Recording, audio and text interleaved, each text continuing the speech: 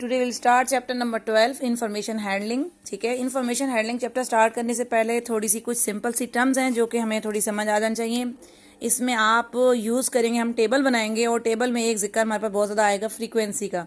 Frequency किसे कहते हैं? Number of repetition of an individual value in are data is called its frequency. आपके पास कोई डाटा है, सपोज जैसे आप क्लास में टेस्ट देते हैं, आपके सब बच्चों के मार्क्स हम नोट डाउन कर लेते हैं, तो वो जो आपके मार्क्स आए हैं आपने ऑब्टेन किए, वो मेरे लिए एक डाटा बन गया। अब फर्ज करो कि मैंने 10 मार्क्स का टेस्ट लिया है और सब बच्चों ने उसमें मेजोरिटी सब बच्चों के 5 मार्क्स हैं। अब मीन के मैं देख लूँ कि कितने बच्चों ने 5 मार्क्स लिए क्लास में।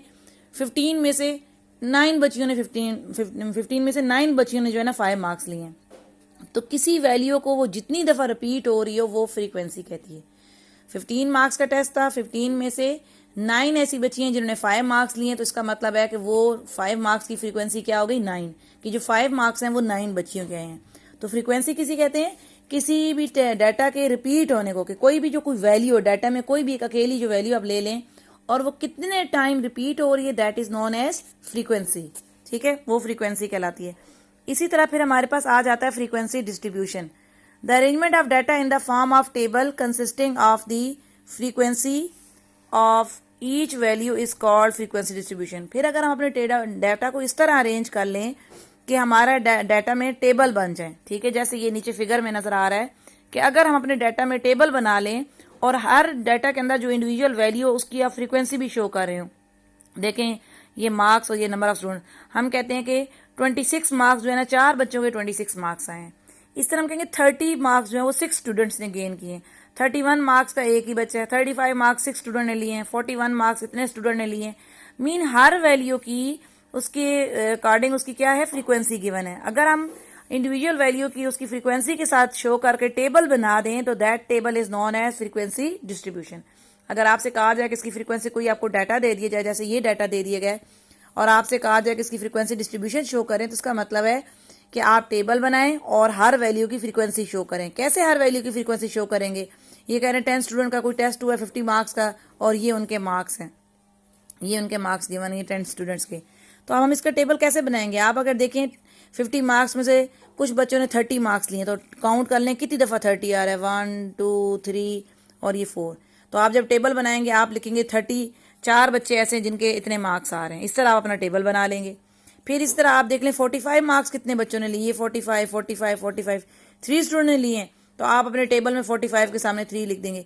इस तरह हर मार्क्स देखें कि कोई नंबर कितनी दफ़ा रिपीट हो रहा है। हमने यही देखा था ना, ये हमारे पास सारा डाटा है।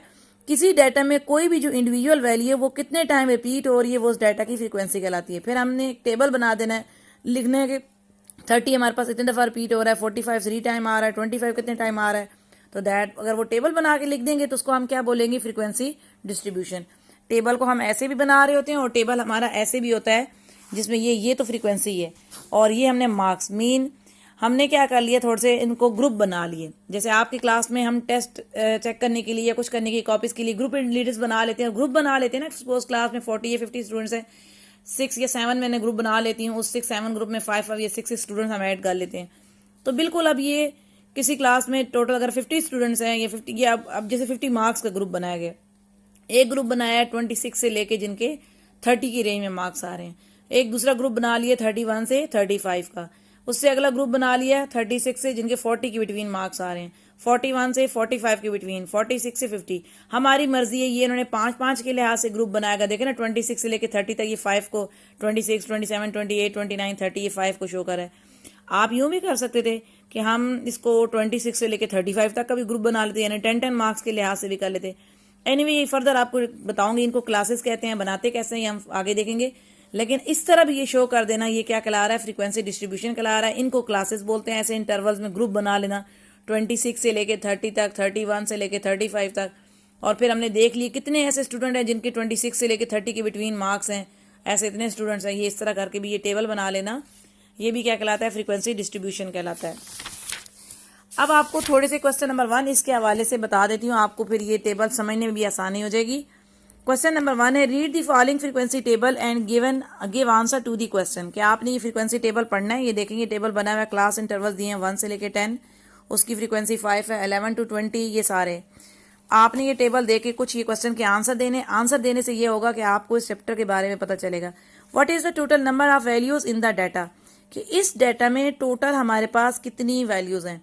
तो टोटल वैल्यूज हमें कैसे पता चलेंगी, ये हमें पता चलता है फ्रीक्वेंसी से। जैसे आपकी पूरी क्लास के बच्चों के मार्क्स होते हैं और वो मैं लिस्ट में नोट कर लूँ और मैं करूँगी क्या टोटल वैल्यू कितनी है, तो वो सबके मार्क्स ऐड कर लूँगी तो हमारे पास क्या आ जाएगी, टोटल वैल्यू आ जाएगी। इसका मतलब यहाँ पे हम फ्रीक्वेंसी का सम करेंगे तो वो हमारी क्या कहलाएगी, टोटल वैल्यू कहलाएगी डाटा की। ठीक है, फर्स्ट पार्ट के लिए हमने क्या करना है, उन्होंने पूछा what is the total number of values, कि टोटल वैल्यूज कितनी है, तो उसके लिए आपने क्या करना है, अपने इस डाटा को सम कर लेंगे।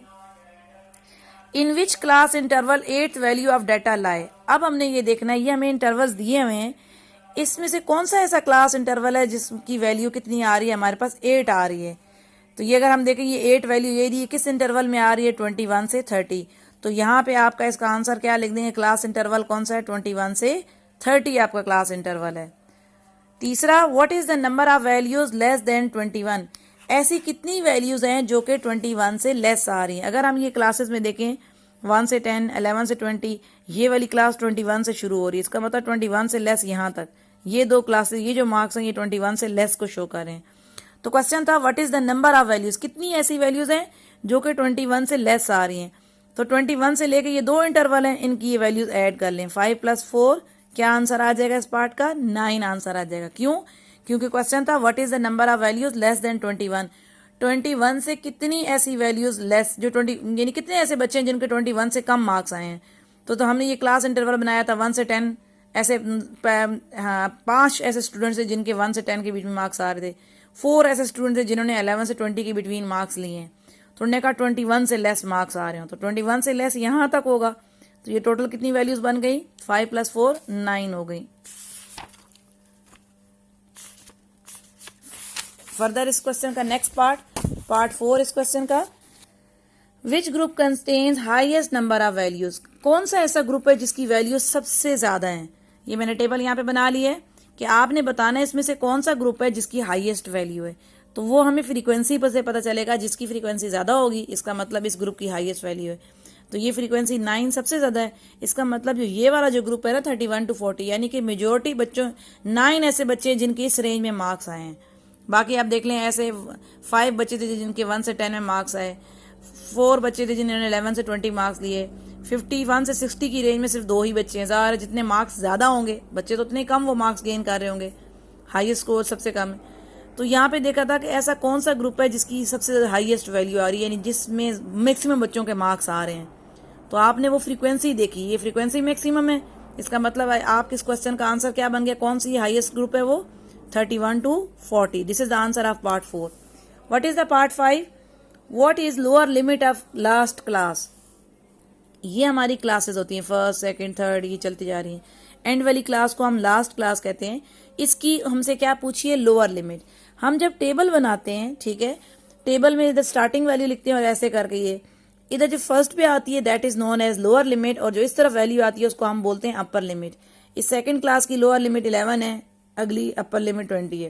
थर्ड क्लास की लोअर लिमिट 21 है, उसकी अपर लिमिट 30। इस तरह हर क्लास की ये जो स्टार्टिंग होती है ये लोअर लिमिट होती है, और जिस पे क्लास एंड हो रही होती है वो उसकी अपर लिमिट होती है। तो हमसे क्वेश्चन था what is the lower limit of last class. ये हमारी लास्ट क्लास है, इसकी लोअर लिमिट कितनी है, तो इसकी लोअर लिमिट कितनी है 51। अगर हमसे क्वेश्चन पूछ लेते what is the upper limit of last class, ये आपकी लास्ट क्लास है, इसकी अपर लिमिट पूछ लेते तो यू विल सेड 860, कि आप कहते हैं कि आपकी लास्ट क्लास की अपर लिमिट कितनी है, दैट इज 60 है। What is the lower boundary of last class. Next part is 6, what is the lower boundary of last class, कि जो आपकी लास्ट क्लास है उसकी आपने लोअर बाउंड्री फाइंड करनी है। लिमिट तो हमें पता चल गई, अब बाउंड्रीज क्या होती हैं। व्हेन एवर जब क्वेश्चन में बाउंड्री वर्ड यूज हो तो आपने अपने क्वेश्चन में क्लास बाउंड्रीज, जिनको CB कहा जाता है, मीन क्लास बाउंड्रीज, वो आपने बनानी होती हैं। बाउंड्रीज बनाना वेरी सिंपल है, बहुत ईजी है। इसी ही टेबल को एक्चुअली हमने बना के लिखना होता है। बाउंड्रीज बनाने का ये तरीका होता है कि जो आपकी लोअर लिमिट होती है उसमें से 0.5 सब्ट्रैक्ट करते हैं और अपर लिमिट के अंदर 0.5 ऐड करते हैं। 1 में से 0.5 when you will subtract you will get 0.5। Okay, 1 में से 0.5 सब्ट्रैक्ट करेंगे तो 0.5, और अपर वाले में ऐड करना है। लेफ्ट वाली साइड से 0.5 इधर सब्ट्रैक्ट करनी है, इसमें ऐड करनी है। 10 में ऐड करेंगे तो कितना बनेगा 10.5। नेक्स्ट क्लास की कैसे बनाएंगे बाउंड्रीज, 11 में से 0.5 सब्ट्रैक्ट करेंगे तो वो 10.5 आएगा, 20 में 0.5 ऐड करने, ठीक है, इधर से सब्ट्रैक्ट करने तो दूसरे वाले में ऐड करने, लेफ्ट साइड वाले में लोअर से, चूंकि वो लोअर है दैट्स वाई लोअर में से सब्ट्रैक्ट करने और अपर वाले में ऐड करने। 21 में सब्ट्रैक्ट किए 20.5, अपर में ऐड किए 30.5, इसलिए इस तरह 31 में सब्ट्रैक्ट करेंगे 30.5। अब आपको सब्ट्रैक्शन का एक आसान मेथड भी बता दूं, हम जब भी कभी किसी वैल्यू में से सब्ट्रैक्ट कर रहे हो, चाहे हम 0.5 सब्ट्रैक्ट कर रहे हो, तो वो नंबर जो है ना अपने से पीछे वाला नंबर आ जाता है। मसलन आपके पास 7 है, ठीक है, सपोज आपके पास एक क्लास है 7 से 10 तक, आप ये 7 में से जब 0.5 करेंगे तो 7 से पिछला नंबर क्या होता है हमारे पास मैथ में, 7 से पिछला लेस नंबर 6, तो आप उसको 6.5 कह देंगे। आपके पास 8 है, 8 में से 0.5 माइनस करेंगे तो 8 से पिछला नंबर आ जाएगा 7.5। ये देखते जाएं, 11 था, 11 में से 0.5 माइनस किया, 11 से पिछला नंबर कौन होता है 10.5। मतलब कि आप लिख के माइनस करके चेक करने ना लग जाए, आपको एक जस्ट ऑरल ट्रिक बता रही हूँ कि आप कैसे जल्दी बना लें। 21 में से 0.5 सब्ट्रैक्ट करेंगे, डेफिनेटली किसी चीज में से जब कोई चीज माइनस होती है तो वो चीज वो नहीं रहती, तो 21 में से जब निकालेंगे तो 21 से पिछला नंबर कौन होता है 20 होता है, तो आप इसको लिखेंगे 20.5। 31 में से 0.5 माइनस करेंगे तो 31 से पिछला नंबर 30, तो 30.5। 41 में से 0.5 माइनस करेंगे तो 40.5। 51 में से 0.5 माइनस करेंगे तो 50.5। अच्छा, ऐड करते वक्त नंबर यही रहेगा देख लें, आपको पता है जैसे हमारे पास 100 रुपीज है ना, 100 में 1 डालें तो 101 ही रहेगा, लेकिन अगर हम 100 में से 1 माइनस कर देते तो जाके 99, सेंचुरी आपकी नहीं रहती। कितना फर्क पड़ता है ना सब्ट्रैक्शन से। तो जब हम ऐड करेंगे 0.5 10 में तो वो 10.5, 20.5, 30.5, एडिशन करते हुए नंबर को खास फर्क नहीं पड़ा, लेकिन सब्ट्रैक्ट करते वक्त आपने देखा फौरन पिछला नंबर, 1 से पिछला नंबर क्या होता है 0 होता है, तो हमने 1 से पिछला नंबर 0 होता है तो 0.5। यानी कि जब क्लास बाउंड्रीज बनाएंगे, लोअर लिमिट में से 0.5 माइनस करते हैं तो पिछला नंबर बनता है, अपर लिमिट में ऐड करते हैं तो उसी नंबर के साथ 0.5 आ जाता है। ये तो आपने बना ली क्लास बाउंड्रीज। क्यों बनाई, क्योंकि आपका 6 पार्ट था what is lower boundary of last class, कि जो आपकी लास्ट क्लास आ रही है इस लास्ट क्लास की लोअर बाउंड्री क्या है, ये हमने क्लास बाउंड्रीज बनाई। तो ज़ाहिर है लोअर लिमिट से ही लोअर बाउंड्री है, तो इसका मतलब लास्ट क्लास की लोअर बाउंड्री कितनी है 50.5, that is the answer. Part number 7, what is the size of class interval, कि ये जो आपके हमने क्लासेस बनाई हुई हैं इनका क्या साइज है। जैसे हम आपके ग्रुप बनाते हैं क्लास में, ये तो आपके ग्रुप का क्या साइज होता है, मोस्टली मैं 6 स्टूडेंट्स का ग्रुप बना देती हूँ। आपकी क्लास में 7 ग्रुप्स बनाए हैं, हर ग्रुप में 6 स्टूडेंट रखे हैं, तो वो जितने 6 स्टूडेंट्स रखे हैं वो ग्रुप का क्या कहला रहा है साइज।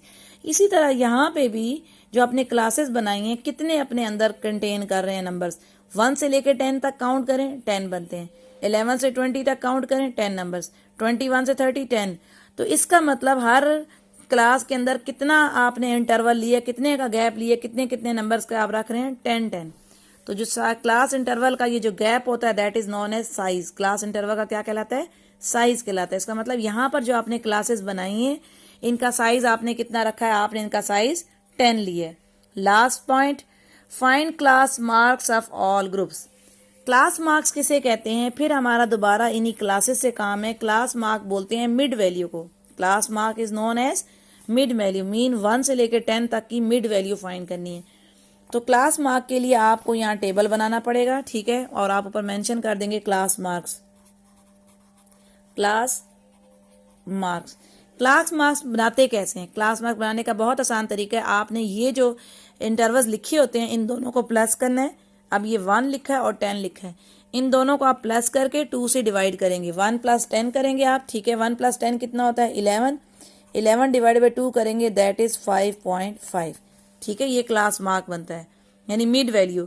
11 से 20 तक की मिड वैल्यू ढूंढनी है तो वो कितनी बनेगी। वैसे अगर हम देखें भी तो 11 से 20 की मिड वैल्यू 15 होती है, तो इसलिए इसकी अगर 11 + 20 करेंगे पूरी 15 तो नहीं होती, इसलिए 11 और 20 को ऐड करें 20, और ये कितना बन जाएगा 31, 31 डिवाइड बाई 2।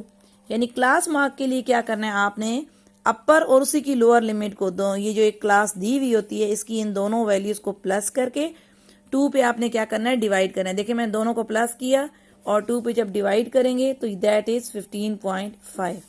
इस तरह आप सबकी, फिर इस तरह आगे आप इसको प्लस करेंगे 21 और 30 को प्लस करेंगे 30 40 51.5। इसको जब आप डिवाइड करेंगे 51 डिवाइड बाई 2 को आप डिवाइड करेंगे तो ये आएगा 2 2 = 4 और 2 5 = 10, 25.5। इस तरह आप ये सब की लेकिन उन्होंने आपसे क्या पूछी है, find the class mark of all groups. Yes, तो आपने इन तमाम ग्रुप्स की क्लास मार्क फाइंड करनी है। अगले की भी करें, 31 से 40 में 31 में 40 प्लस करें, 71 डिवाइडेड बाई 2, तो ये आपका कितना आ जाएगा, जब इसको 2 से डिवाइड करेंगे 35.5। नेक्स्ट ग्रुप की 41 और 50 को प्लस करेंगे, दैट इज 40 और 50 91 डिवाइडेड बाई 2, 2 से डिवाइड करेंगे तो ये आपका कितना आ जाएगा 45.5। उससे अगले ग्रुप की करें, 51 में 60 प्लस करें, दिस इज 111 डिवाइडेड बाई 2, और जब इसको आप डिवाइड करेंगे तो ये आपके पास आ जाएगा 55.5। तो ये जो मिड वैल्यूज आई है हर क्लास की, यानी आपके पास जैसे अभी ये 55.5 वैल्यू आई है, मीन वो इनके का मिड है, 51 से लेके 60 का जो मिड है वो 55.5 है। इसी तरह उससे ऊपर वाली क्लास की हमारे पास मिड वैल्यू आई है 45.5। 45.5 इस वाली क्लास की आई है, ये जो 41 टू 50 है। तो इसका मतलब जो मिड वैल्यू आती हैं वो इन क्लासेस का मिड होता है। ठीक है, मिड निकालने के लिए इनको ऐड करके 2 से डिवाइड करते हैं।